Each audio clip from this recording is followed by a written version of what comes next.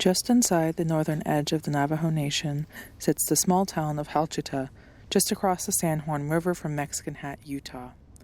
Here, the U.S. Department of Energy created the Mexican Hat Disposal Cell in 1995 as part of the Uranium Mill Tailings Remedial Action Program.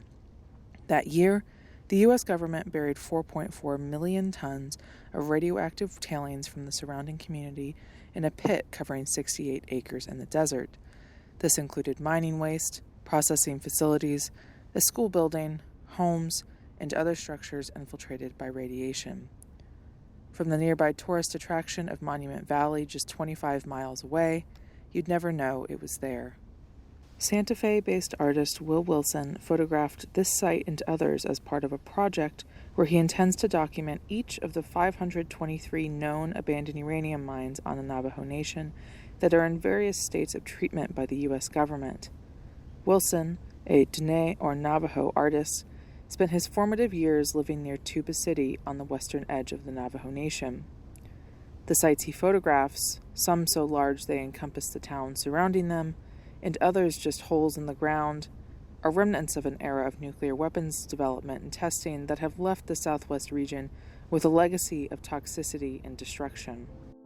Uranium was mined heavily throughout the Navajo Nation beginning in the early 1940s, when the United States government sought to build and successfully detonate the world's first atomic bomb.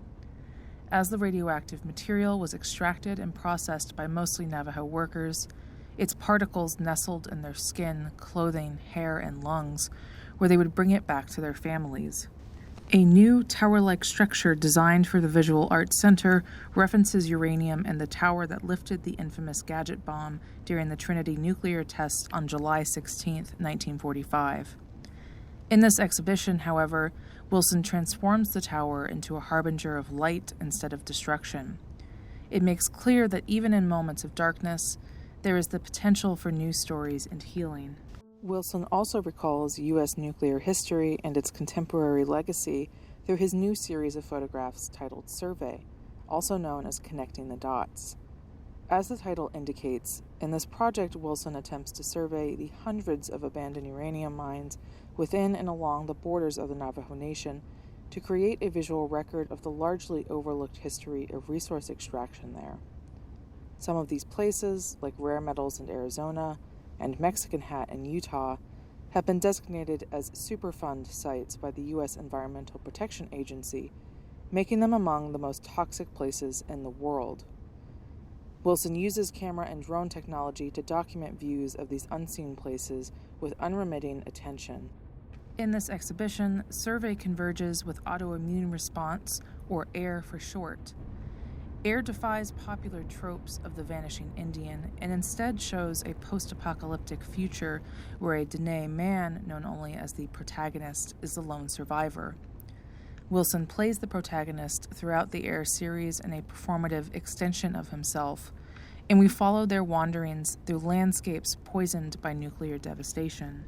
Wilson's future speculations also take the shape of a series of structures that together form an architecture of apocalypse.